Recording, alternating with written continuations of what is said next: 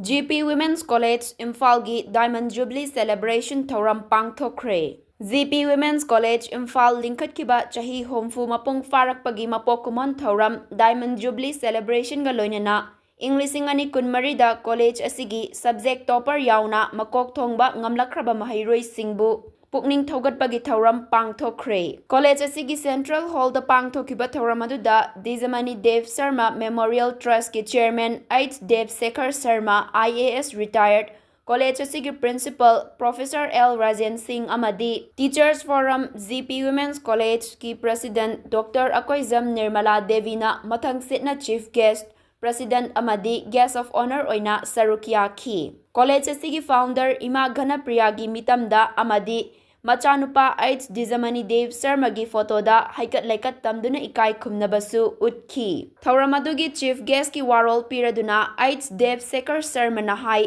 Manipur gi mahai masing tambagi lamda nupi khaktang na tamba mayam na masak khangnaba college ama oiri haibada haimenba thokloi. College asidagi thokiba mahairoi singna ngasi tongan ba thabak thauram khudingmakta mangjin thana chatpada pukningda apenba poi. Hiram khudingmakta college asigi mahairoi singna achauba fida ama kanba ngamli amadi matung tarakpadasu henna afaba oirakpo oishanu haiki. Manipur gi education sector da ngalingai matamdagi nupi singbu awangba thaki mahai tambada achauba thodang laurakpagi damaksu apenba fongdokhi. College asigi principal Professor L Rajan Singh na haikibada college asigi oza amani haibada mayamna pibiba ikai khumnabana college asigi damak amadi Mahairoi nupi singgidamak hotnaning bagi thauna hengatli loinana Oza Singh nasu punna khutsam naduna hotnaminasi haiki. Thouramgi manung channa Inglising ani kunmari da college asigi university topper, college topper amadi subject topper oirakraba Mahairoi Singda college asigi founder, college asidagi pothakraba amadi